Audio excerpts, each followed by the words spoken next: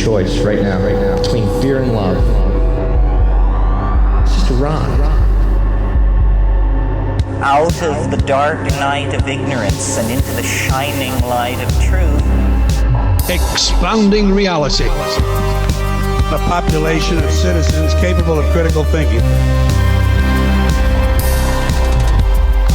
We don't see things as they are, we see them as we are. There's a level of reality where everything dissolves into an ocean of energy. We empower our experience by insisting on our authenticity. That's very profound. Very. Expanding reality. Welcome to Expanding Reality. I am your host, Brandon Thomas. On this very special episode, we have Rachel Horton White joining us from Soulful Work Intuitive Counseling. Rachel is a clinical hypnotherapist, a mindfulness teacher, intuitive guide, and super amazing. Now, that last bit's not in her bio, but I added it because it's absolutely accurate. Now, we talk a lot about the Akashic readings, in which she reads quite a bit of, and she's fascinating. We also talk about ascended masters, healing through the Akashic, expanding our light bodies, the power of energy. Absolutely incredible conversation. Y'all are really going to enjoy this one. So all of the ways, of course, to reach Rachel will be located down in the show notes. Take advantage of that. While you're down in the show notes checking that out as well, check out our resource links. You've got Food Forest Abundance. We have Opus, the Organization for Paranormal Understanding and Support. If you'd like to start your own podcast, we just partnered with Red Circle. There's a link in the show notes titled Start Your Own Podcast. I highly encourage anybody who even has half an itch, go ahead and do it. It's been the coolest thing I've ever done. I highly recommend it. As well, check the show notes for the Manifestor's Guide, guys. If you really want to step your game up to the next level, there's an offer there that is a scholarship offer that he has just for you, the listeners of this show, as well at checkout. If you type in Expanding Reality, all caps, no spaces, you get an even sweeter deal on top of that. So if you're ready to change your life, click that link. If not, that's okay. No worries. It'll be there whenever you are. Now, also located down in the show notes is going to be expandingrealitypodcast.com. That is where links to all the socials go, all the merchandise. If you want to get a cool t-shirt, it's there, as well as all of the lives are replayed, Too Hot for YouTube, all the good stuff. But while you're over there, go ahead and sign up to become an Expansive Insider. That's where all the bonus episodes are, and that is a wonderful way to support the show that supports you in expanding your reality. Now, also, this is a value for value system. So if you find any value in the show whatsoever, there's a link down there that says support the mission. And feel free to invest as much or as little as you'd like. It all helps, and I'm truly grateful for everyone that's been so supportive and in alignment with expanding your reality. All right, guys, now that we got through that, let's get to this incredible conversation with Rachel Horton White. Welcoming to the show, we have Rachel Horton White hanging out with us. Soulful Work, very cool. Now, I thought of something also, consulting. What do you think about that? Consulting and counseling, what's the difference? Yeah. I came up with consulting because I thought I was going to be going into businesses, and I was sharing like mindfulness and consciousness. And then quickly somebody actually told me I was too weird for them. I was too out there for them. So that I don't do that anymore, but I haven't changed the name yet. Probably I love should. it. Well, I was thinking of spelling it consulting, S-O-U-L, right? Console. Yeah. That's good. That's there you good. go. That one's on the house. You can have it. Thank you. Clinical hypnotherapist, mindfulness teacher, and intuitive guide. You're amazing. First of all, just for the audience's sake here, all the ways to find you, of course, will be located down in the show notes. You guys make sure that you check her out. I only have the most amazing people on here, and she's one of them. So Ben Carroll is a mutual friend of ours. So how did you meet Ben? Oh, man. Ben is originally from Maine, as I am, and we connected about 7 years ago, and I honestly can't even remember how. I think maybe a mutual friend. And he was part of this meditation group that I started. And so we would just hang out, and he told me his interesting story of how he was in this famous rock band. And now he left all that and started doing sound healing. I just really liked him. We just really hit it off and became friends. And we've done some workshops together, and he's just such a genuinely amazing, kind, awake person. He's a one of a kind. So we just have mutual respect and admiration for each other. And then he and Ginny, they're friends of our family now. So yeah. I love it. And so this meeting of you and I was inevitable because Janine and him are family of, Expanding Reality and me as well. So this works out perfectly. And it was so nice of you to join us on that Ultra Terrestrials chat the other night for the Expansive Insiders. That was so awesome. Thank you. Crushed it. Oh, such an honor for me to be there with such cool people. So thank you. It's so much fun. So I want to start it. Let's just kick it off. If you don't mind, for folks that don't know a little bit more than what I just said about you there, just tell us a little bit more about yourself. Well, what I really am doing in my work is helping people expand into their highest and best selves. And the way I do that is I work with people on one-on-one quite a bit. And I'm helping them kind of open their third eye, open their intuition, clear away ego, fear, doubt, and help them learn to just trust themselves and connect with their inner beings. There's a little bit of teaching involved, like what sorts of divine guidance they might be comfortable connecting with. So, I don't always say this because I do try to work with people who are in the beginning stages of awakening, but I'm really helping them ascend into 5D consciousness. So yeah, and I do that in through different ways, hypnotherapy, helping them clear what's held in the subconscious, Akashic records, helping them access the super conscious, what their past lives and their soul purpose and lessons they're here to learn in this life. I have a podcast where I do a lot of meditations, and I teach people how to read the Akashic records, and I teach different like angel classes. So, I'm teaching people how to become an intuitive guide like me as well. So I enjoy doing that as well, like paying it forward. So I kind of pick up different things along the way. I'm like, no, I'm going to do this. No, I'm going to do this. So I'm just such a blessing. I didn't always do this. So I started about 7 or 8 years ago. So it's been an interesting journey. It's incredible. And that's how Ben described you to me. We were on a phone call and he was like, oh my God, I have the most amazing person. You got to have her on.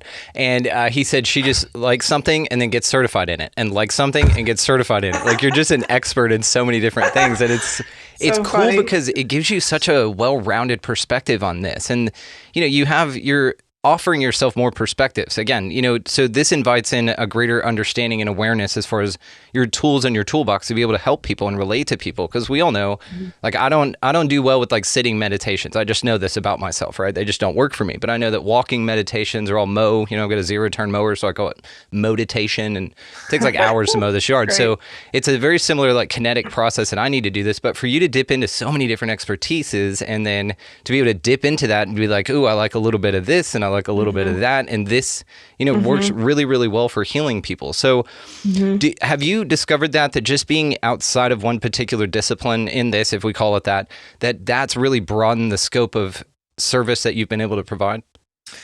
Yeah, so I first started out thinking I was just, I started going through this awakening process in 2015, and that's when I started waking up. And I was really interested in energy and vibration and the concept of how we can kind of create our own realities.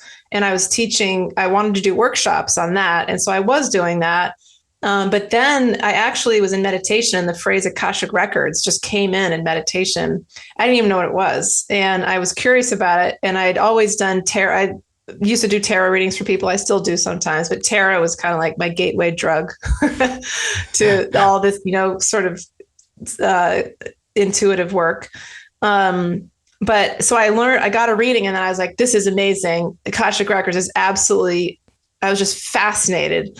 And then I started doing that. And then at the same time, I was like, I want to learn more. So I went back to school, and I learned hypnotherapy. It was a Southwest Institute for Healing Arts in Arizona.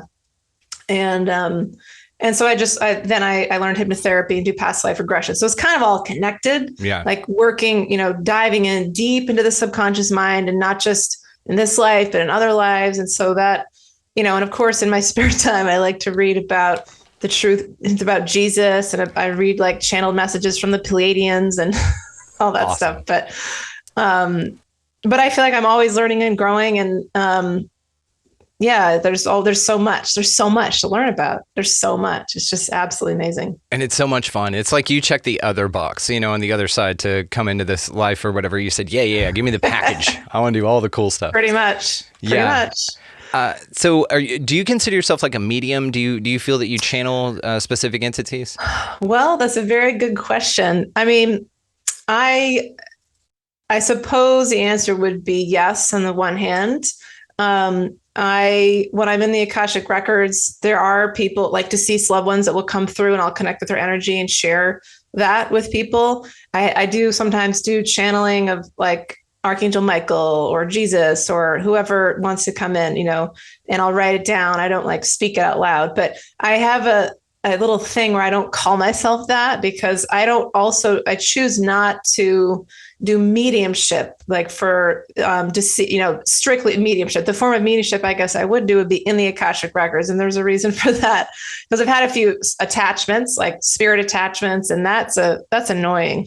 I don't like that, So where I like the deceased person, which is, it's all well and good, but I'll give you one example. I did a reading for a woman in the Akashic records whose son had passed, and he, at a young age, when he was a teenager, and she was really distraught. And so I connected with him, and I was just sharing what was coming through for him, trying to help her because she was so, deep grief.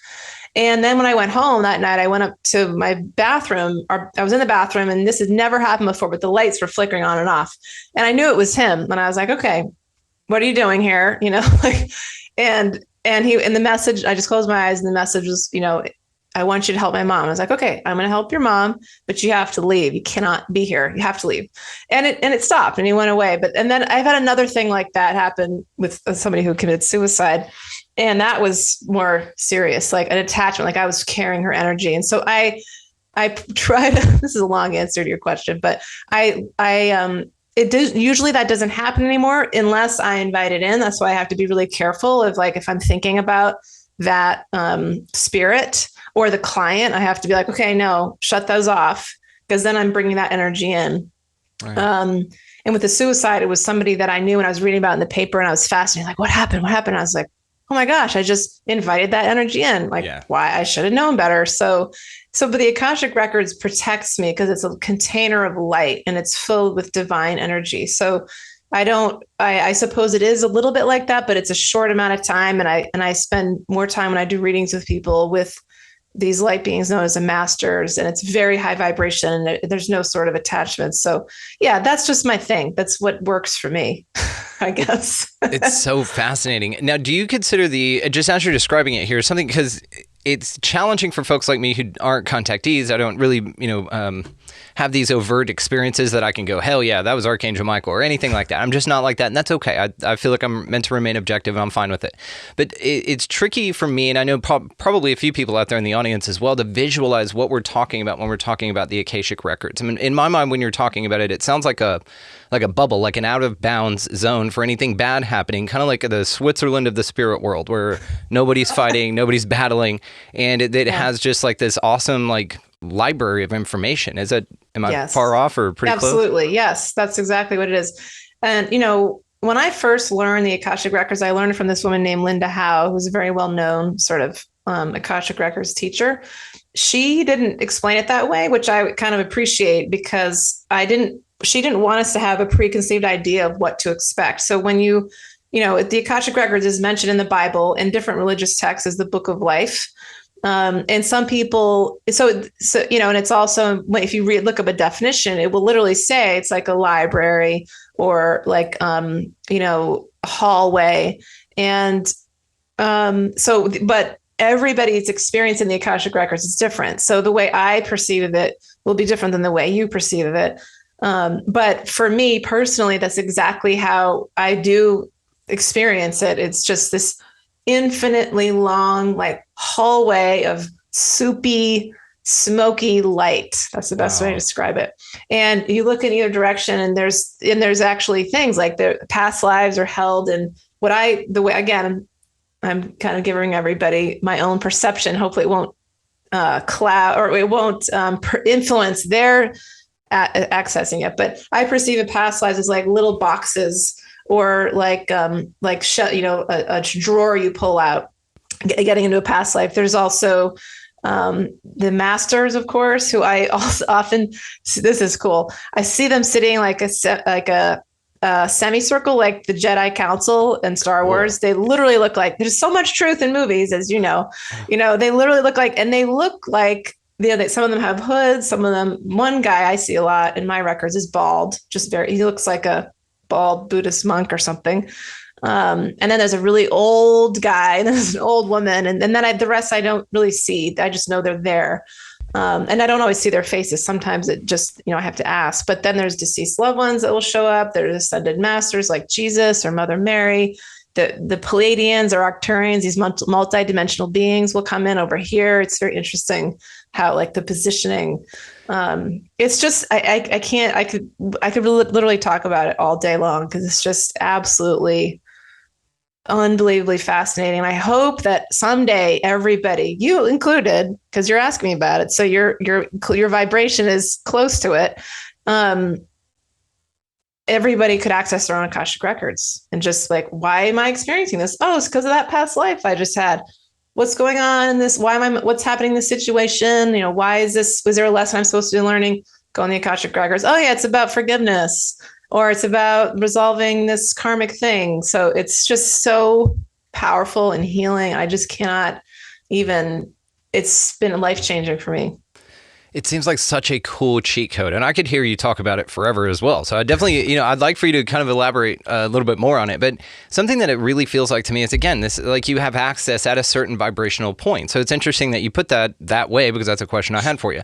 Do you need to be at a certain vibrational level, let's say, even though it's not hierarchical or frequency or on a certain station, we'll put it there, like a record, like a radio, and to tune into this thing? Because then it's kind of cool, because then it seems like just something that's there. It's a part of life, but it's a part of all life. So other entities, other people on other planets, it's kind of a cool, almost like a chat room that you can kind of meet up in, even though we're separated by the world, like we've got, Zoom and stuff, and we can kind of meet up, and even like Minecraft or something, this game that these kids play, and they can like build things and create stuff there. It seems like at a vibrational level, which is interesting too, because it's almost like it's got a bouncer outside the door that says, hey, the 3D lizard turds, you're pretty in your root chakra. Let's maybe go back and work on you a little bit and then come back, what I mean? Go change those shoes spiritually, right?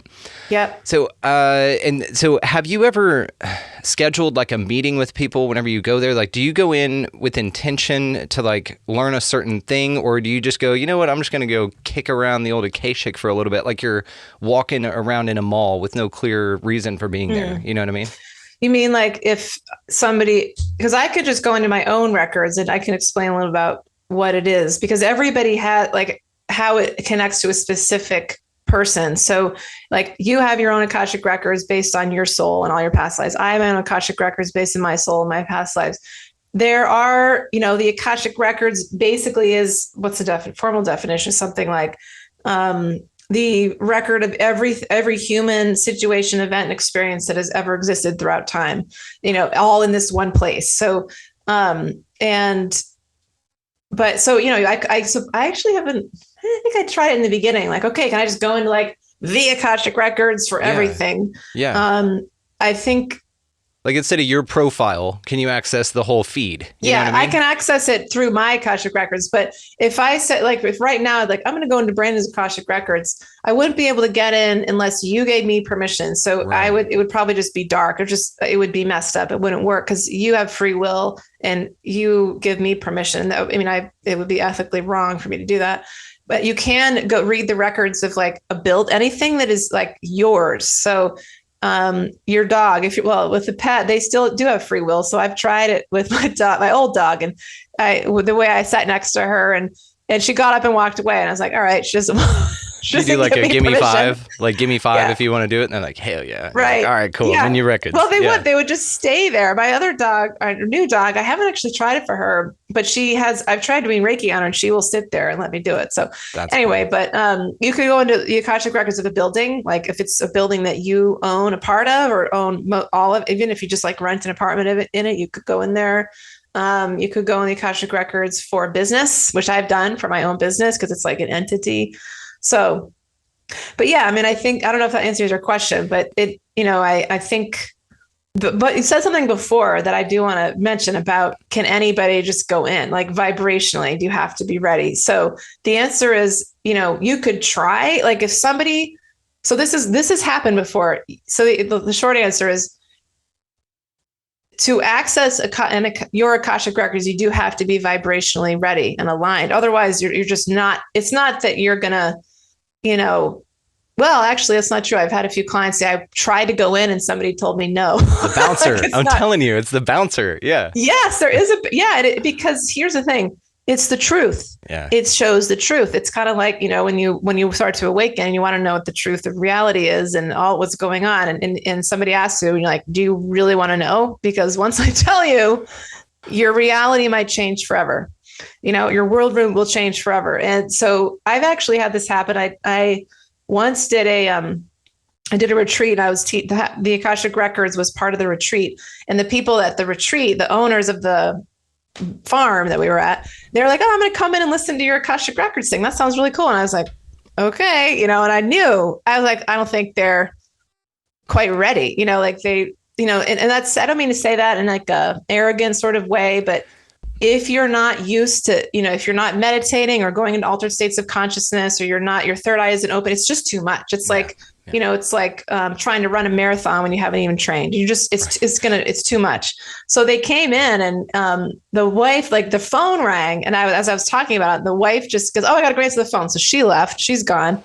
And then the husband is sitting there and he's listening a little more. And then something happens. He just gets up and leaves. And I was like, yep. I figured that would happen. They just weren't, like, they got a little close to it, but they weren't quite ready, because we actually went in the Akashic Records. I guided everybody in through this prayer. So that is absolutely true. It's so cool. Yes. We've got to do this sometime, because I'm just so curious about this. I've had Amy Belair went into mine, and my wife's actually.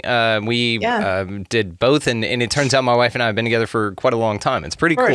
I would be more than happy to. I love doing readings. It's like so fun for me to do. So much fun. And then Christopher, the astro medium, who was on that panel with us, he came out and hung out at our place for a weekend, a couple days, and he was doing, some things about the land, and he, was tapping into some energies that were on this land, thousands of years ago, because we're right here in North Texas. So we're at the northern part of the hill country, and it's just, there's a lot of Native American, the Brazos River, which is a super famous river in Texas. It's just 10 minutes down the road from me.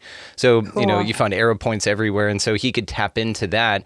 And I just think this is so fascinating. Like, I don't feel it, and that's okay. Like, I'm not pushing it. When it's time, it'll be time. But I just still think it's absolutely fascinating. I love what you do. Well, and let me just say here, I'm going to do my intuitive work on you for a minute, because please, you're so close. You talk to people sharing different modalities. So chances are that you're much closer than you think, because you wouldn't even be talking about it. And you have such awareness anyway. So yeah, I think you'll be surprised that, in a few years from now, you're going to be reading your own Akashic Records, or maybe even less than that. We'll take it. I'm super pumped, and thank you for the faith. And I'm not opposed to it. It's just I haven't yet experienced it, but I'm super pumped. You will. And so here's the thing I'm going to tell you: instead of saying I'm not, and I'm being so annoying, just say, like, I'm opening to it. I'm opening to it, because that, as you know, like, that phrase will open you to it. You're right. Because every word we say, anyway. My God, I'm being a big, giant pain. No. You're holding me accountable, which I love. And I appreciate that. See, I receive this with an open heart, because I'd say this all the time. Like, trying and spending is a cuss word in this household. So same thing. I get the NLP and neuro-linguistic programming. I do it too. Right on board. I do it too. I love it. Just instead of saying, like, you're sick, you're healing, right? Or right, something exactly, like that. Right. Exactly. I get it, but applying it to this, you're right. I'm open to receive the magic. I'm open to it. I love it. There you go. Maybe so. Let's talk about ascension. So what's going on with the awakening right now? I kind of have a theory that it's there's a bunch of NPCs or non-player characters running around here, and that they're all just kind of switching on right now and being inhabited by souls, which is why we see this wake up. Just a little theory of mine, and it's a deep rabbit hole. We start talking NPCs, and it's also kind of a sensitive one for some people. I haven't heard that term. What is it? What does NPC stand for? Oh my God, we're doing this then. NPC stands for non-playable character, which is basically like a video game reference. So if you picture something like, I I don't know, a super famous one. I'm not a video game person. I'm not against it. I just don't dedicate the time on it. Yeah. I invest my time in other things. If you take like Grand Theft Auto, for instance, and there's a bunch of characters running around, you play one of them, but all those other characters aren't like real players playing a game, right? Yeah. They're just in the background to kind of populate an area. I heard a talk with a guy that said basically that there's only about 100 million souls on this planet, and everyone else is just backdrop characters. It'll blow your mind. Yeah. Interesting. I've heard theories like that. I mean, I think anything's possible. Absolutely. I mean, the way I perceive it is a little bit different than that, but I think, who am I? I mean, I certainly don't have all the answers. You're Rachel Horton White, and you're amazing. Yeah, right. I mean, you're way I perceive it. What'd you say? You're one of the 100 million. You're definitely a soul. I can tell, by the way. I've like a great NPC DAR that I've kind of calibrated. I'm like, you're not a real fucking person, are you? Yeah. Oh, there are definitely people I'm like, what's going on in there? Is there anything in there? Or is it just, it's kind of like Walking Dead. Sorry. Yeah, it's like they're tapped into the same frequency. And this is why we say like the 80% of the herd. And we're not talking shit about people here. This conversation, just like getting into the Akashic, takes a level of vibration or awareness just to be able to have. Because then you're like, oh, people aren't real. Then the question you ask, of course, is, have you seen your neighbors bring their groceries in?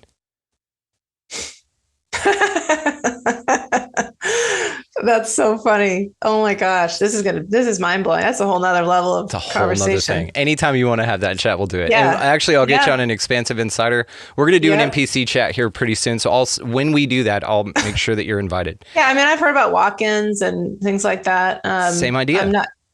I mean, it's like the way I perceive of the ascension, at least, is a little bit different. Because, I mean, I think it's all possible.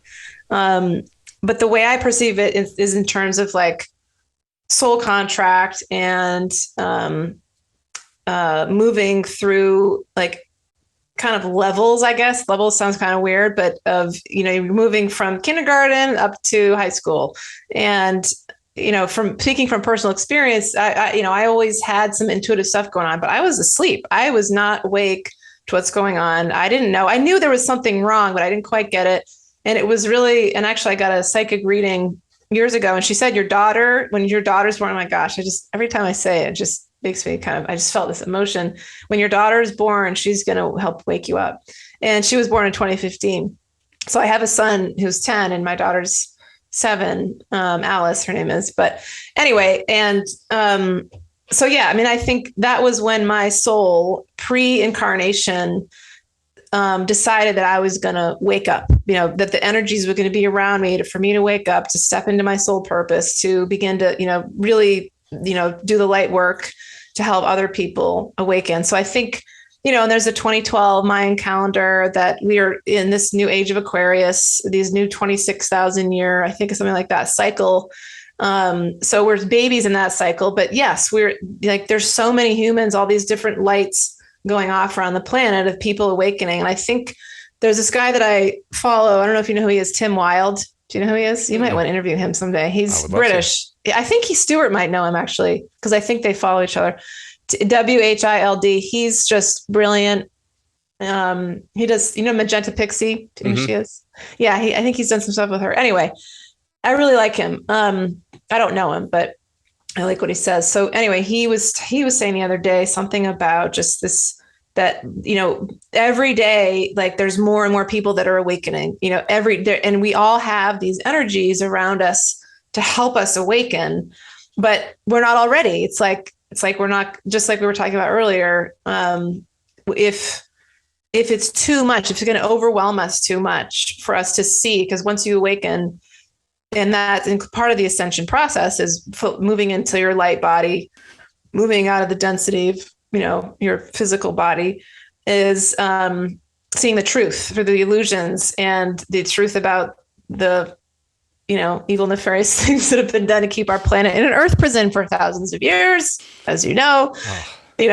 That prison planet So- idea trips me out. It's the scariest one. And I can really go down the rabbit hole conceptually, and it scares the shit out of me. It's really the most terrifying thing I can think of. Yeah. The way our consciousness has been manipulated through fear and fed upon and all that.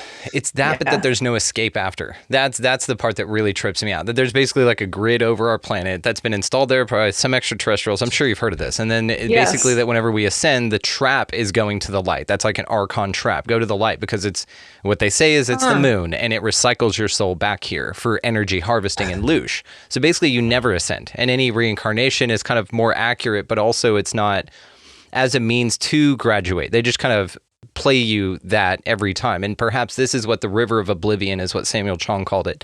Whenever you go through the portal that is your mom, then this is where you forget everything, and then you have to relearn everything and get closer. But that's the prison planet idea is terrifying to me. Like, I hate it. I hate it. You know, and I think that's interesting. You know, I think I've heard things like that. And that they have, you know, the Anunnaki, and then, you know, the different sort of beings connected to them from thousands of years ago. But I think because we're in this new age, you know, the age of Aquarius, and Earth is moving into 5D consciousness, that we're escaping that. You know, I think some of us might stop incarnating eventually. You know, we just stop coming back to Earth because we've put in our time here. Earth is pretty friggin' hard, like boot camp, you know, to be here. And we're you and I, like, we're here volunteering. Like, you probably know Dolores Cannon, you have the waves of volunteers, like here to help the people awaken, and all these children being born, you know, mine are like that. My kids are awake, you know, it's just amazing. Like, that they know, I've of course taught them a little bit, but they know what's going on, and they're so young. And like, just thinking about that, it's like, I had no idea I didn't even know what meditation was. I thought it was some weird, like, cult thing that people did in some other part of the world when I was a kid. I never even did any meditation until I was in my 20s. So the fact these kids, like, so many of these kids have these amazing, just awake light being souls, star seeds that in these children's bodies. And of course, that's what I won't get into this, but that's, you know, the people who are trying to control things are trying to stop that with all this craziness for the past few years, to try to dampen it, but it's not going to, you know, I don't think it's really going to be successful. Anyway, so yeah, I think there's a lot of hope. That's what I'm getting at, I guess. A boundless optimist. I share this optimism with you. I really do see it as that all of the lizard turds or the things or whatever, the Klaus Schandl Schwabs, all that stuff, it's here as a means to our ascension. So basically, and it's super overt. It's super overt. And that's why it's overt for us, because we don't need to learn those lessons. We just see them and go, okay, love and compassion for the people that got slipped acid, that don't understand that they're tripping and have never tripped before. And this is kind of, you know, love and compassion, like we kind of talked about. And it feels it though, you know, it seems like the lizard turds, you know, they've got like the key to salvation, and they'll sit there and they'll go, okay, I have the key. Which hand is it? And they'll kind of go, you know, and point to the hand, and they're like, oh, you figured it out. And all it took was for us to just like destroy everything. You could have learned this years ago, but we had to keep taking your rights and making things ridiculous and making them so overt that it's kind of like they're playing to the lowest denominator, and they didn't realize that denominator was pretty damn low. Yeah. You know, as and a means one to thing wake that makes me feel, what did you say? Oh, just as a means of waking everybody up. So I think they're on our team. Exactly. Yeah. And, you know, there's something, I think maybe we talked about this in our group conversation, but I love this idea, and I really feel like this is true. It's like so many of these people, you know, the controllers, the ones who think they control, that's what I just call them. I don't want to even give them that, like, title is that they actually can control us. They're trying to, but the ones who think they control things, that they were doing that in Atlantis. That was the role they were playing in the times of Atlantis. And so they, as the, you know, the ones who helped or who contributed to the fall into ego, and then this destruction of Atlantis. So they're still playing that role today in some ways. You know, there's probably some other stuff going on in there, like, you know, not so good things, but that's one way of perceiving it. That's part of how humans awaken. And from like a past lives perspective, it's like, how do we learn about freedom? We experience the opposite, oppression, which is what a lot of us have been through in the past few years. How do we learn unconditional love, or how do we learn forgiveness? We experience something so bad that it needs to be forgiven. Just like we were talking about last time too. Like there's a lot of and I don't know about you, but I've been pretty angry the past few years, angry. And I'm thinking, and now I've reached that point of like, I need to, transmute that and move into forgiveness, because anger just hurts me. It doesn't do anything good for me. But right. That's a great but awareness. it's like, Congratulations. I see you. That's one of the hardest ones to get to. Congratulations. Yeah, I'm not 100% there, let me tell you. But your awareness of it, it makes you a lot closer, like me to the Akashic records. I'm gonna go ahead and say you're there. You're tiptoes over the line because you're so aware of it. So yeah. Just that mindfulness of it's pretty cool. Congrats. Thank you for saying that. I mean, I definitely have some work to do because how can you not? Like, how can you not? We all do. But but I think, the moving towards forgiveness, and that's, what I still need to work on this. And I think a lot of us do, is like, for somebody who is so far from the light, who has barely any light in their soul, they're really working with a lot of darkness. How do we, and this is one of the only ways that they can become better is to know that they can move towards the light, because, some of them are victims themselves. They've been manipulated, and a lot of them are, most of them are, pretty much all, I guess. And it's like, well, even though you've done these horrible things, like pretty awful, worse than horrible, you can still be forgiven. And like giving that energy to some of them will help them move into the light. So then we all eventually become one with source, like eventually, years and years, thousands of years from now. But that for some of them, it might take a long time, and there's, who knows if ever. And who knows if ever, because they're just part of the experience. So they're here just facilitating the duality. And I think maybe at a level you don't need duality anymore. Maybe when you transmute it. Just had a guy named Samuel Chong on the Thuluba prophecy, and in there it speaks of some entities that are hermaphroditic because they've transcended duality. Even in that way, they no longer sexually reproduce because they have masters of all the elements, the proteins, everything, just make shit. Yep. And so they don't need that anymore. And so it seems like, you and I are here. Now we could read this a couple different ways. You and I are here because we haven't figured that out completely yet. Or my favorite take on this so far is that, if you talk about past lives and stuff, how I don't have direct access yet, how I'm open to but haven't seen yet, all of the Akashic and past lives and things like that. I kind of feel like our soul tribe, specifically like you, me, our soul tribe, are kind of like these illusion assassins. So we kind of come in lifetimes at a specific point, and we just ramp it up and are just murdering the illusion like crazy just to help facilitate wake-ups. Almost like I used to do grand openings for Guitar Center when I worked for them, and I would fly all over the country and basically train, the new stores, how the culture was, how to do things, how to whatever. And so you want a consistent kind of a thing. And if you want super good results, you sent my team because we're the best, right? And so this is how I view our soul tribe, is it's basically like we're illusion assassins. We're matrix assassins, like the wonderful show. Mm-hmm. We come in and we wreck shit and help with the massive ascension wake-ups. So that's kind of how I choose to view it. I feel that big time. And that makes some people very uncomfortable. Sure. Because it's like, no, I want to take the blue pill. Don't give me the red pill. Like, or, I've had people literally say that to me. I just want to wake up and have a cup of coffee and read the paper. I don't want to know what's going on. Like literally, like, I don't want to know. I'm just like, what? Yeah. Like Cypher in the Matrix. Yeah. I want the blinders to stay on. I want the blindfold to stay on, and that because it's scary. It takes courage to see. Yeah, 100%. It's still kind of shocking to me. But I think what's happening now is that we're getting squeezed more and more. It's like, how much does it take for people to wake up? Apparently a lot. This, because it's been in your face the whole time. And we've had many, many chances, and back to the thing, I was like, take off your mask. If you don't take off your mask, it's going to lead to vaccines. It's like this stairs, you can see it. And then people had the opportunity, didn't do it. And guess what happened? Now that. Yeah. And then guess what happened? Now the next thing. I said it from the very beginning. I remember, oh God, I've had like some of my old friends, they don't talk to me anymore. But I remember saying on Facebook something like, people are like, oh, just, it's just a few weeks. What's the big deal? I'm like, this is not going to be a few weeks. This is going to be a lot more than a few weeks. And I said to my husband, this is all about vaccines. Yep. And I remember I said to someone, I said, I hope I'm wrong. And, it's like one of the worst sorts of I told you so ever. But that's part of the process. Like, how much does it take people to wake up? Apparently, it takes near death or watching sick, anyway. And it's heartbreaking to watch for a lot of us to watch.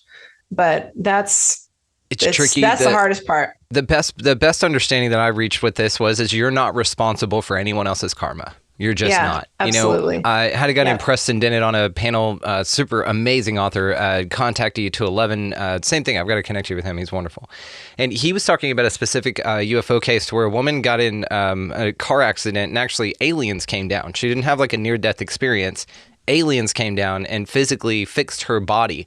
They said some of the wounds that you have we can't fix because some of them are karmic. Isn't that interesting? That's very interesting. To think that some of the wounds that you were, even in that car wreck, like you didn't need all of them, but you just needed that one. And then they came in and facilitated sort of like an operation. It was months of, she died, like had a near-death experience, but it was interpreted by her as aliens, extraterrestrials, whatever.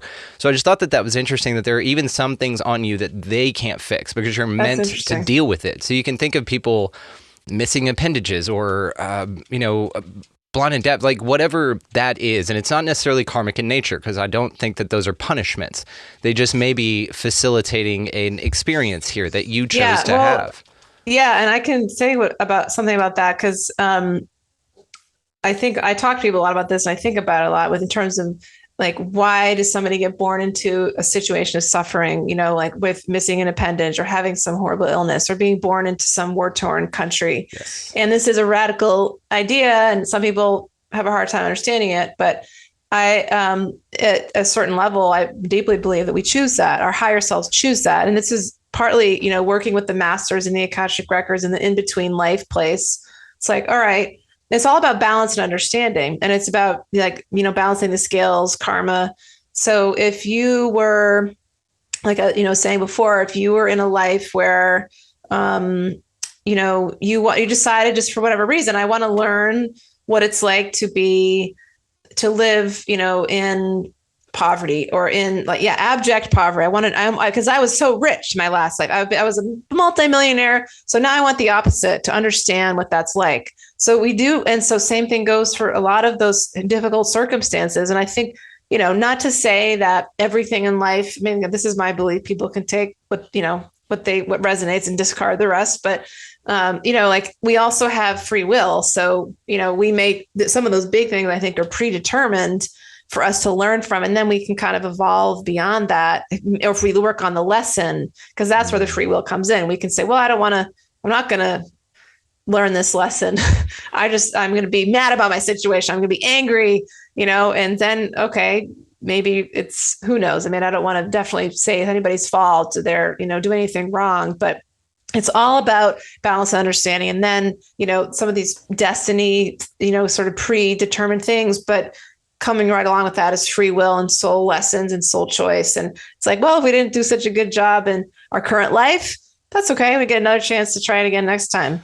Yeah. So it's really interesting, but it can be hard to talk about because that's a tricky subject. You're saying, I did this, I asked for this, Right. And even, but that kind of acceptance I found has been the game changer for me. It's been the surrender. It's been like, oh, okay, well then there you go. Same thing with, I'm not responsible for waking people up. I went through this with conspiracy theorists. I'm not a conspiracy theorist any longer. I'm a conspiracy analyst, like Charlie Robinson says in Macroaggressions.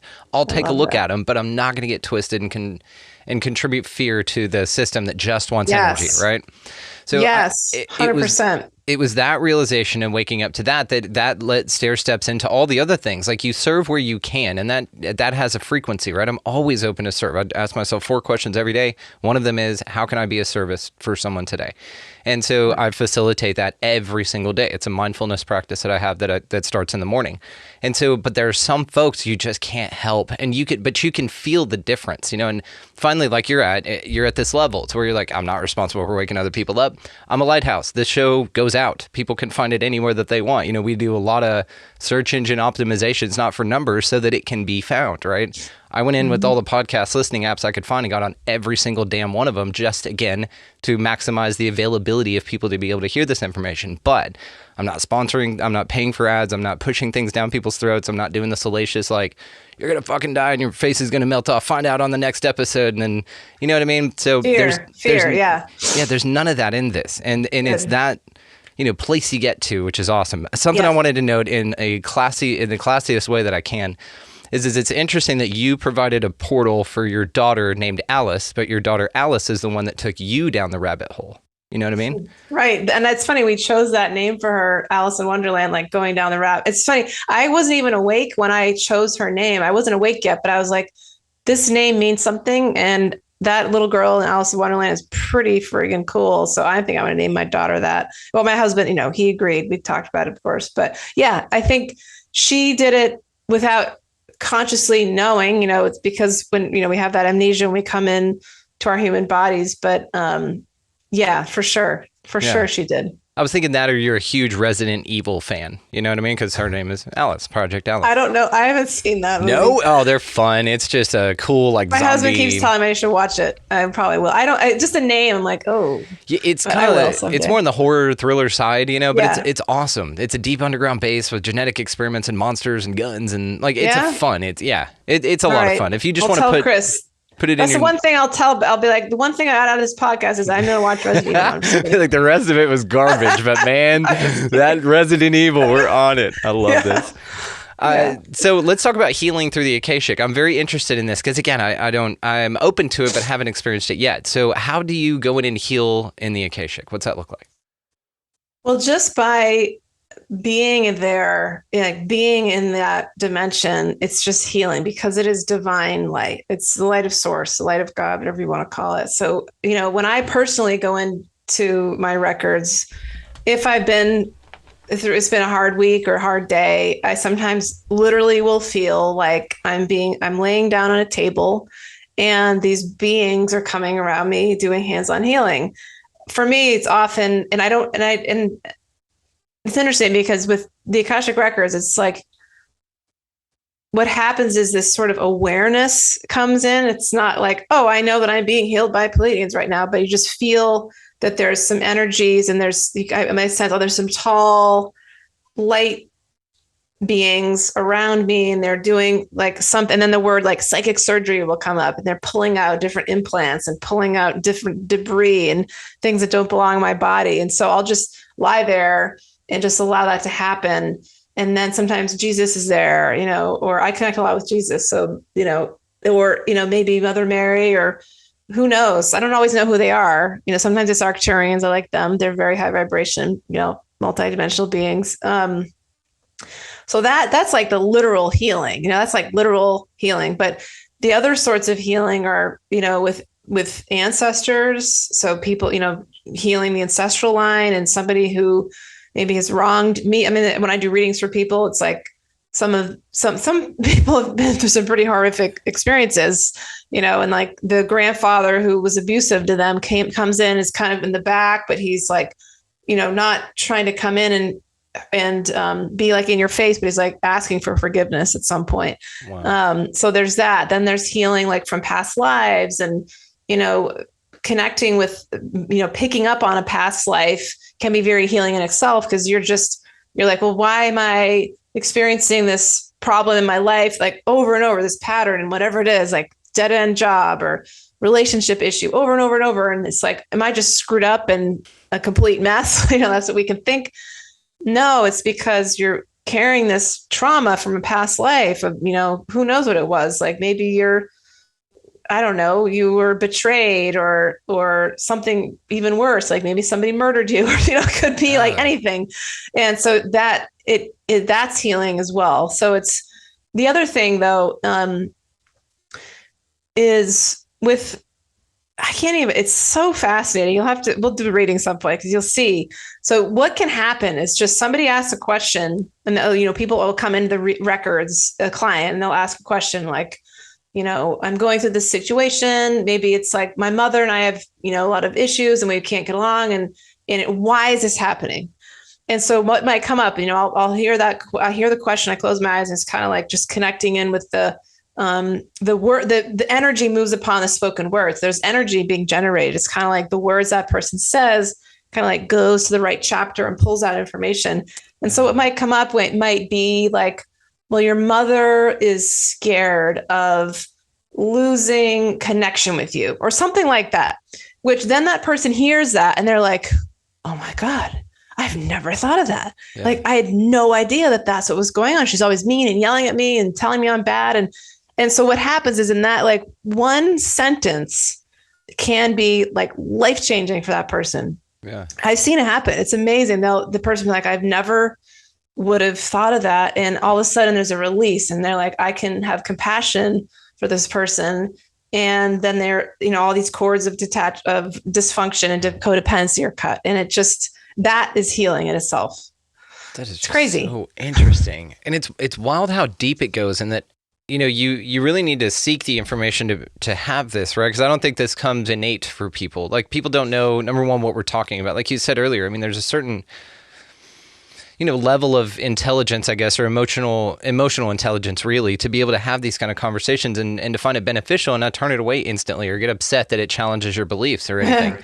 Yeah, that's happened. I've seen that happen a few times with people, but yeah, whatever. Yeah. I just think it's interesting that there are things here that are so important and game changing, kind of like, having a psychedelic experience, having a near death experience that isn't really necessarily, I feel, available to everyone. Again, why I kind of think that there's a bunch of people that aren't real people running around here, because it's only for the select people that choose that, right? And there's 80% of them running around that are tuned into the frequency that's here to tell you that you shouldn't be doing any of that and gaslighting you and making you feel ostracized if you don't and all that kind of stuff.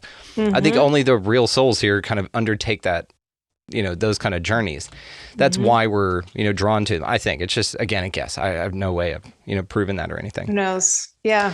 So let's talk about the expanding of light bodies, because I'm very interesting, again, like light bodies. You hear about etheric bodies. I hear this in the contact phenomena quite a bit, that they take really your astral body, and there's several examples of these levels of our existence are way more than this just flesh and blood, this meat suit. What do you think? Yes. Yeah. I mean, I actually think the Akashic records are a layer of our light bodies. I always get them confused. Like there's the astral body, etheric body, there's the causal body, and some of them are like the same. But the more we expand out, the more we are in these sort of we're more in that sort of 5D conscious, even more than 70s, 8D, I suppose. But we're more connected in. I've never actually thought of this before or said it before out loud, but now it's coming in like that. We're in that light, which is more connected to source. And so we become more like source, and become, then eventually we might even not have physical bodies, but be like what happened. So who knows what happened to Jesus, but there's different theories that Jesus was actually like walking around in an astral body, that he ascended or that he was in. So you could look kind of translucent. Yeah, like when he appeared to Mary. Yeah, like 3 days after. Okay. Yeah, I mean, who knows if he really did die? I mean, there's a whole other thing. Like his death was faked, and he and Mary Magdalene had children, and that's a whole nother thing. And that's what the big secret is. Yeah, like Tupac. That's whole other, yeah. What'd you say? Like Tupac. Yeah, pretty much. Yeah, like Tupac, like who knows, JFK Jr. I mean, who knows? A bunch of we could talk about. Elvis. Yeah. Oh yeah. But yeah, I mean, I think that's kind of what the ascension process is ascending into like outer layers of our light bodies. And in those outer layers is more information, like light is a frequency, and within light, there's information about who we are. And I think that's what we're doing when we go in the Akashic records. So the way that I always talk about that's what I know and I love, but I always talk about it. But the way I access them is I actually visualize light, like I'm in a pillar of light flowing down through my body, out through my feet, and just, flowing up and down. And I can feel this energy kind of like going out. It's like an expansiveness. So that literally is what's actually happening. It's funny. I've never verbalized this out loud, is that I'm actually probably accessing, me and anybody else is accessing this outer layer where my Akashic records are held. It's so interesting. This is the same thing that that field that holds like your Merkaba or something. The sixth sense, where you're able to pick up on things around you and you just can't explain why. It's like this field around you. Yes. But when you can expand and physically fill that, that's fascinating. Another thing that just came to mind as you were talking about this was it's kind of like the Akashic is like, if we're actors, and this is a huge Westworld type of a thing or whatever, if you need help or you forget a line, let's say, just sticking with the metaphor, you can be like, line, and then the Akashic Records is the director going, hey, you're supposed to do this now. Right. And read it back to you, and you're like, oh, okay, I got it. Yeah, I just forgot for a minute. It's like clues, like, I'm not quite sure what's going on here. And you go in and you're like, oh yeah, that's the little hint or a little clue about what's going on. Yeah. They're not going to tell you what to do. That's because we have free will choice. And that's part of our job, is to make our free will choices to learn, but they're going to give us hints. Yeah. In the Akashic They're like, Records. why don't you go look over there? I bet there's something over there, and they can't tell you exactly where. And you're just like, what? Yeah. It's just such an interesting experience. I think this place is so much fun. There's so much, on a different, I'm not sure exactly what happens here, but there's this, it's been said that different ascended masters like Thoth, like even Mother, I don't know if Mother Mary, but her mother, and there's this book called Anagram, Mother of Jesus, which is about Mary's mother. And there's different, accounts of different people, like really, enlightened sort of monks meditating for like years and living to be like 300 or 400 years old, and that I think they're probably moving through their layers of light, but I'm not really sure exactly how that works. But that is probably what we're going to be able to do as humans, who maybe it'll be hundreds of years from now, probably not in our lifetimes, but to kind of extend our longevity, because we could live for hundreds of years if we believed we could, and if we had some training about how to do it. Probably have to go under the pyramids, be in a special chamber. I've heard this fun theory that oxygen is slowly killing us, and that that's the reason that we used to breathe hydrogen, and actually that the planet was much different, terraformed differently, and then part of this prison planet thing is they dropped a big dome over and they replaced it and made us breathe oxygen, which actually lowers our survivability by thousands of years. It's crazy. Interesting. I've not heard that, but I wouldn't doubt it. Yeah, and think about it. It's a smart move. It's kind of like how they don't teach cursive in school anymore, so kids can't read the Declaration of Independence or historical documents or anything like that. It's the same idea. It's like, okay, well, let's make sure that their lifespans don't go to 10,000 years like ours. Let's make sure that they're like 80 to 100 max. And those last 20 years are just useless. Recycle. Yeah, and then you wouldn't be able to build up enough knowledge really to kind of figure a way out, right? Or But again, at a level, it's like governed like that because it's necessary, because it's facilitating the experience, right? Well, that's what it makes it so hard for us to understand the truth. Like we have to piece it all together. So there's all these, these drawings of giants. There's statues of giants that once walked the earth, and there's these bird, there's like bird gods, and that. Why are those drawn in caves? Like, why are all these different? Why did they have elongated skulls? Why did the Egyptian, some of the Egyptians have elongated skulls? I was told in art history class in college, they just wrapped their heads really tightly. And I remember being binding. Like, that is complete bullshit. Like, that doesn't make any sense at all. Well, and it doesn't, because on several of the skulls, actually, you can see, I forget the damn name of the line. I wanted to be smart and remember it, but there's a line that runs through your cranium, right? And they're the plates that fuse together when you're a baby. And those react differently depending on how you grow, and they can tell that. And so the elongated skulls, like Akhenaten and stuff like that. Yes. I want to say that one they can tell was not bound. Like they bound their babies to mimic the gods. So if nothing else, there was definitely a progenitor of that, and that they were trying to mimic it. Have you ever heard of cargo cults? Have you ever heard of this? No. This is such a cool story. I love this. Absolutely true, by the way. So after World War II in the Polynesian Islands, we had runways, or during World War II rather. So we needed to use those as, launch off points for bases, right? So we came in, built all these runways and stuff. There was an indigenous tribe living there, never seen white man before. So we fly in with these airplanes and we're building all this stuff, and we bring all this food and everything. And they actually, in exchange, the U.S. government gave them a bunch of food, like corned beef and just canned goods, stuff like that, things that they'd never experienced before, food that they didn't need to hunt for, right? And so they traded them all this stuff in return for use of their island. Well, after the war, they left. The U.S. left, and there was no need to be there anymore, so that food stopped coming. And the people were like, hey, we really like that. That was pretty cool.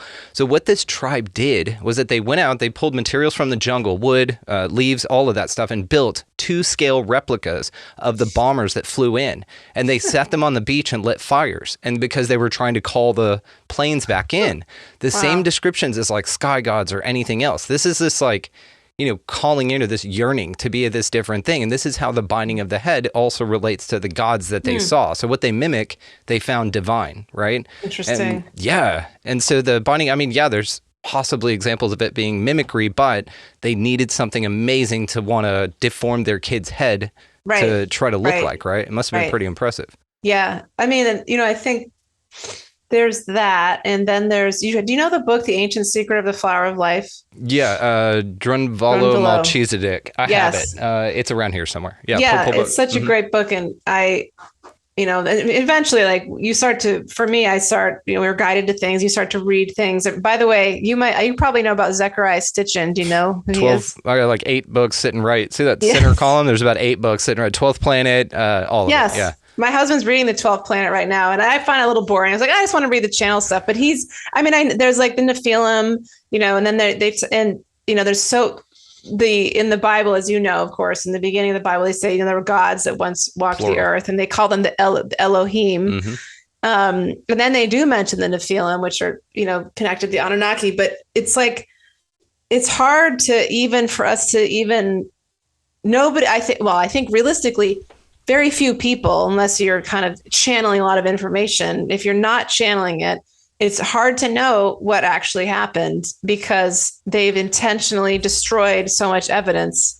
So it makes it almost impossible for us to find out.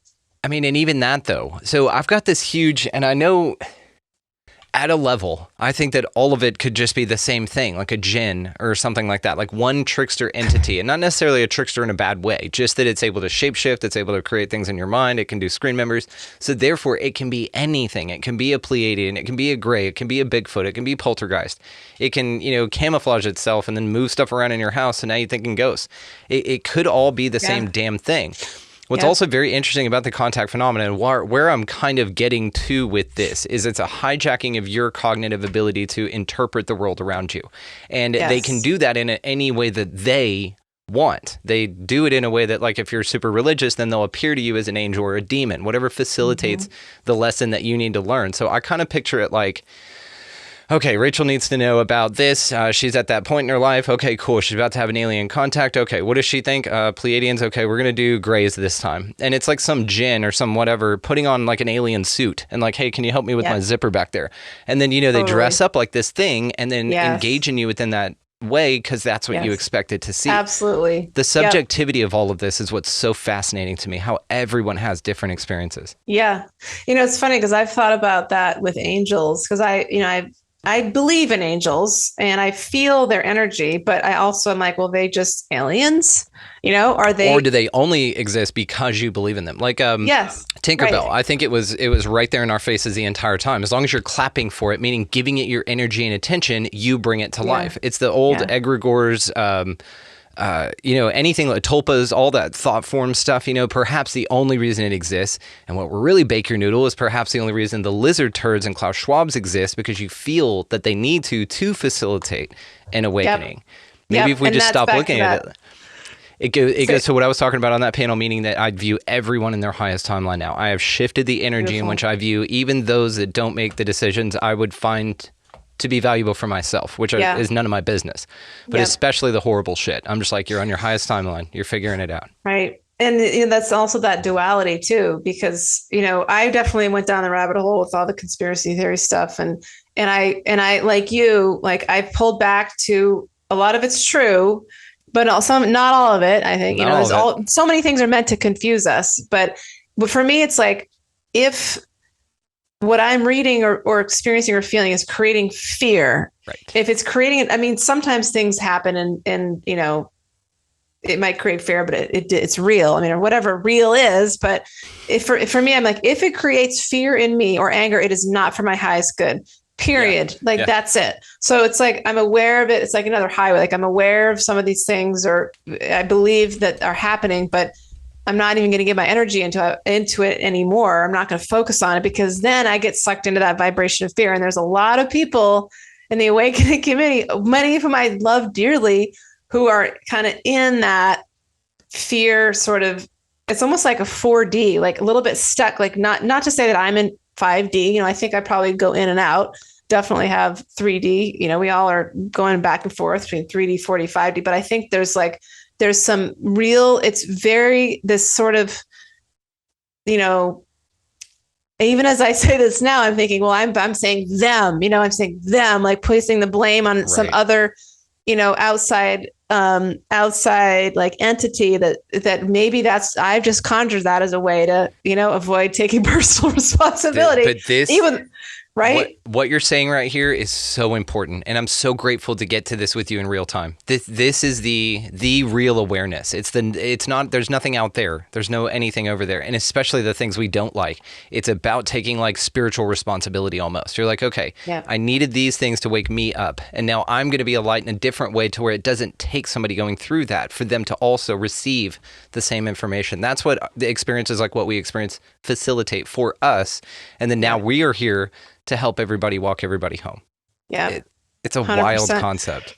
So I'm so proud of you. Funny. I'm so proud of you. Oh, that's a big one. Well, that's a tricky one. It's a tricky one. It's, and I often forget it because it's pretty easy to be like, because we see that what they're doing like right in front of us. But I think that's also 3D. So it's like, that's a 3D perspective. From the 5D perspective, we're all one. There is no us versus them. It's a unity consciousness. Some of that's just a projection of my own ego, so it's like, but that can be like, oh my God, like what, we move in and out. And that, I remember when I first started waking up, I was like, this is why some people are institutionalized. You have to keep a hold on reality. Dude, it's so easy to lose it with this thing. And I kind of, one of the other things that kind of brings me a little bit more comfort with that, especially now that I'm kind of like, okay, I take ownership over the lizard turd side of me. Because even Jesus and the devil, like, we're hanging out. You know what I mean? They're like bartering over, who was that poor bastard, Job, that they put through all that shit. And they were just kind of dicking with him, right? It's a whole interesting way that they both play out. But really, when you kind of get to that point, then that's when you become so attractive with the information, though, because now you're not scaring people, but the scary people in the 4D need to be there to pull the 3D people out. They need to speak on the same frequency, if that makes sense. Yeah. So they need to dip into the front lines really and kind of pull people out, and then we're kind of there to get folks past the other little bit of it. But yeah, you bounce back and forth, you weave in and out because there's still lessons along the way.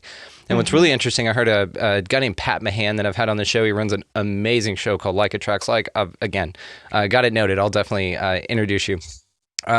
He was talking about one time the awareness of these situations and really looking at it from a perspective of like, okay, I'm here to heal me. And once you heal you and you get to these amazing levels, it's not that you're oblivious to anything, let's say low vibe or negative, because now what you are, an anchor, you're like a light for moths, right? So now all of the people with low vibe energies come to you.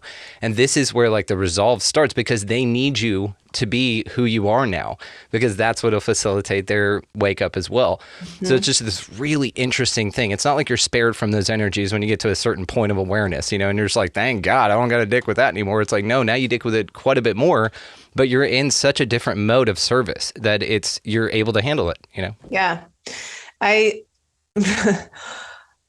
There's certainly many situations in my life, not as many now as there used to be, where I'm very aware that I have to adjust my vibration and I have to protect myself too. But I'm also, and it's like, well, why do I have to go deal with this? Like, why do I have to be in this situation, where I don't really want to be here? I don't want to be here at all. But I know that I usually know that there's a reason, that either I'm there to be of service with, or I'm there to learn, from this lesson, from this person, from this situation.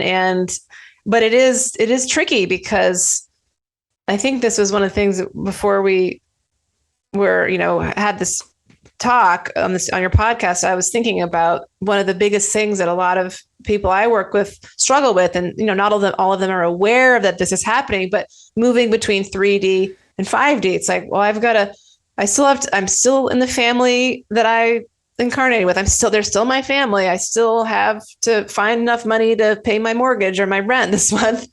I still have to do all this annoying 3D stuff that I don't want to deal with. And I just want to meditate all day and astrally travel. And, it's like that can be really tricky because and that's a whole other topic of like, that's a wonderful one. We'll do that next time because that's a huge one. Living in the 3D and balancing between the 4 and 5D. Yeah. Yeah. And, but beyond just like the material sort of things like, paying the bills or whatever, I think it's also just different vibrational situations with different people and not judging it. And believe me, I still need to work on this, judging it as bad, like, oh, they're just asleep and ignorant or something. But actually I have something to learn from them as well. Maybe I'm here to be of service because that's part of my soul vibration, to be of service. But I also need to come from a place of humility and not thinking that I have all the answers. And that's something that I definitely, I always am trying to work on, like their ego, what's happening with my ego. Am I thinking that I know something that maybe somebody else doesn't, even if they don't, if I know, it's hard to say like awake, not awake. We have to be careful with that. But there's so much more. And I think I really, one of the things that, even though I'm not into any religion at all, but I learned a lot from Buddhism, which is more of a philosophy, I guess. But I learned so much from Buddhism because of that sort of how to move beyond ego. And that's a whole other topic too. It's like that is for people who are, if we consider ourselves light workers or, ascending souls or working on moving into 5D and all these words we use, it's like, but we still have our egos. And how do we become aware of what our egos will tell us, including you're better than or more awake than other people? And how do we move through that? Even though, and some people that are in 3D can be quite nasty and awful. And we have to protect ourselves. It's a balance. There's really no one answer. You nailed it. I think that is the answer. It's balance. I think that it is being able to be super high vibe and meditate when you can, but also stand in a line at DMV with compassion and hold space for people around you. Because I really do think that part of this, I have it written down right here so I never forget it. Respecting everyone at their own level of consciousness is part of consciousness. Yeah. And it's that patience and compassion. Because, to be argumentative with somebody about how wrong they are and how they see the world in a way that's destructive, that it's never useful, ever. You're not. And really, when you sit there and kind of think of it like that's a representative for a system, right? They're obviously not curious. You can tell people that reach out to you, because I get this all the time on the show, emails from people you would never think to be asking questions about aliens, financial guys, big, multi-million-dollar CEOs of stuff going like, I saw a UFO and I think I got abducted. Talk to me about it. They're not spreading this information. So it goes across the board. It's not somebody writing me, and I thank God I just don't get this. It's not somebody going, your stuff's dumb, the people you have on are stupid, and your show sucks, things like that, because I don't attract that. I don't put out the vibe to where I invite that. Like, it's not what I'm here for. I'm sure to have the conversations because I think it's all fucking amazing. So it's like this energy that you put out, but also it's the balance. I mean, that you again nailed it with this. It is the balance that I think is really what we're here to learn. And really why I think this is for two main reasons. One, because duality is so pervasive here. And if there's two options, either is too extreme to say that this is 100% good all the time. So really what I think is you're here to kind of navigate between the two to find that center road. And also, if you look at the tree of life, that it's in Drumvallo's book, the tree of life, of course, it has one center line going all the way up, which means connected to source, and the other two lines that are fixed and stopped. They basically have endpoints to them. I picture this as duality, and the middle line as basically your shot to source. You're going to bounce between them because that's how you figure it out. There's also that cone iconography in all ancient writings and everything. It's basically that you start on this big, if you want to look at it side by side, but really it's more of a spiral, right? Then basically you kind of focus in and that spiral gets more tight because you kind of achieve this middle road or this balance, right? And I think that that's what duality serves for us. It's just an idea. I don't know where I'm at with it. Yeah, that's so fascinating. I mean, everything, I love these conversations so much because everything you're saying is like expanding my consciousness in some way, because it's different the way, like we all have different, certain vibrations, I guess, of things that we gravitate towards and things we read about. But somebody else reads about something, or somebody else absorbs some other sort of information, or just downloads, and then it's contributing to our just awakening and our ascension. Is just amazing. It's incredible. So cool. And I love this too. And we're going to wrap it up here. I'm going to give you the last word, but we've been in an amazing flow here, and I absolutely adore you. Like, of course, your family. Of course, you come on anytime, and I'm going to get a few people in contact with you, but also we're going to do some more stuff like this. So yeah. If you don't mind, I've just, like I said, had an amazing time with you. So if you don't mind, just tell us some final thoughts on folks. I'm going to be linking all the ways to find you, but if you'd like to just tell people as well, just so it's fresh, please do that. But Rachel Horton White, thank you so much. Thank you. Yeah. My final thoughts are for people who are listening, if parts of this have resonated with you, just trust that they've resonated for a reason, and that you are awakening, and there's those little sparks of light going off that keep holding that light within you. And it all comes back to what you feel in your heart is resonant. It's what do you feel that is true for you? Take that with you, and that will continue to expand. Yeah, it's just been a blessing and honor. Thank you so much, Brandon. I love having these conversations and connecting with, my soul group like you. So in terms of people finding me, I have soulfulworkconsulting.com is my website. I also have another one, rachelhortonwhite.com. I didn't even mention this, but I recently wrote a book, Tools for the Awakening Soul, a guide to activate your intuition and uncover your life's purpose. Very long. Which has all these sorts of, tools to help people awaken, but it moves through, meditation, creating a vibration of your future self. I call meditation quieting the mind, which is essential, to kind of bring us into that openness and open our third eye and all that. I'll move into our higher self, and then move through ego. There's inner child, inner critic, all kinds of past life, current life healing, past life. I already said past lives. There's information about opening the third eye and connecting with divine guidance and how to do that, how to access the Akashic records, and then working with energy and emotions. And then the book ends. It's a guidebook. It's like a writing exercises. So you write in the book, and it's designed to be tools, because it's like, how do we do this? I'm awakening. I'm seeing things. I want to feel better. A lot of people are interested we're in varying levels. We want to maybe learn how to become a Reiki practitioner, do psychic readings, or have a podcast like you do.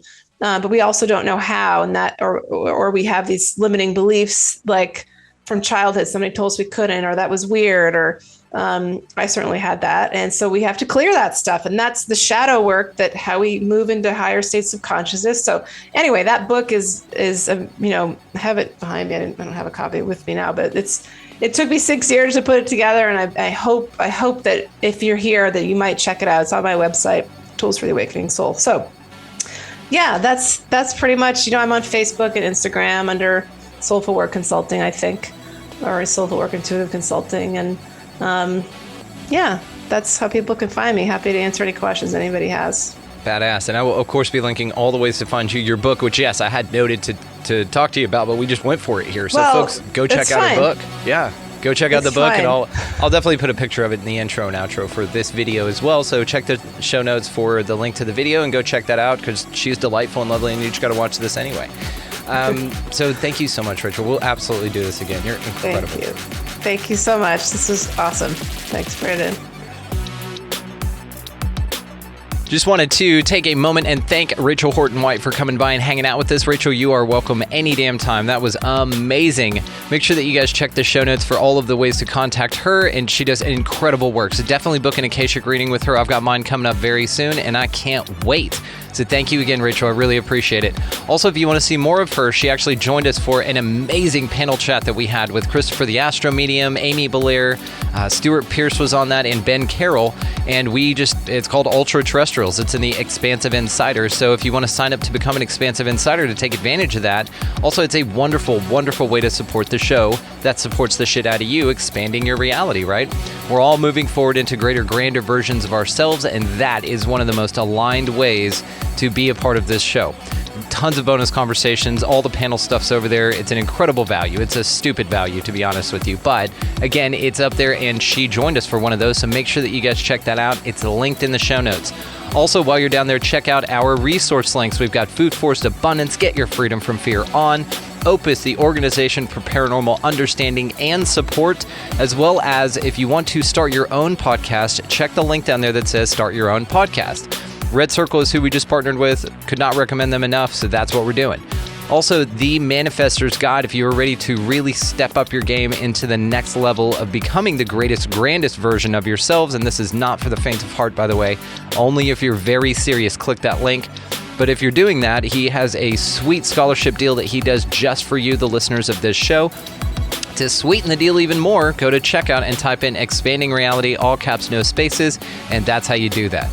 So I want to thank you guys all from the bottom of my heart for hanging out with us and for expanding your reality with us with these amazing guests, these incredible conversations. I love hearing from guests that get responses from you, the audience, that just thank them for what they're doing and just tell them that they're amazing. You don't go get every damn book I recommend or anything like that. I do that on purpose so that you can enjoy those things, but it's not a requirement. Sometimes just a little message, sends a huge heaping spoonful of love to these amazing guests that come over and spend their time with us, guys. So definitely something I would encourage y'all to do, and thank you all for being so engaging and such an amazing audience.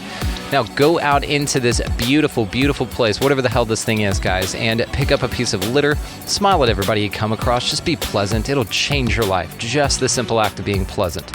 While you're doing that, go ahead and if you want to step your game up, buy somebody in line around you a coffee or a meal. Something super small goes a huge way in the collective.